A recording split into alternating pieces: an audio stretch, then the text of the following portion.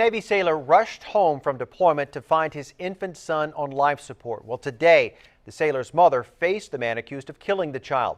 10 News reporter Steve Fiorina has new details on the emotional call for justice. Lynn Cisneros cried when shown a picture of her grandson, Cordero Cisneros Jr. Then she recalled how he looked just before his death in March of 2011. He looked awful. He had a huge contusion on his face under his eye. He was hooked up to wires, and he had like some kind of red, like almost like strangulation marks or some kind of red mark on his, just under his chin.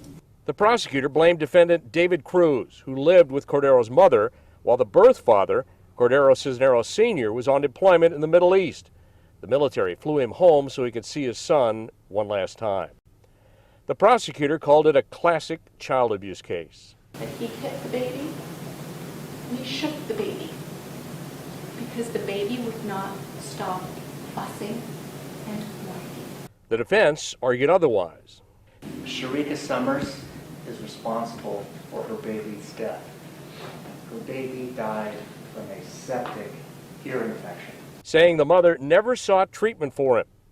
Summers testified that she came home from duty with the U.S. Navy to find her son critically injured. David ran up to me and was just crying and stuff and was on his knees, you know, trying to talk to me about what had happened.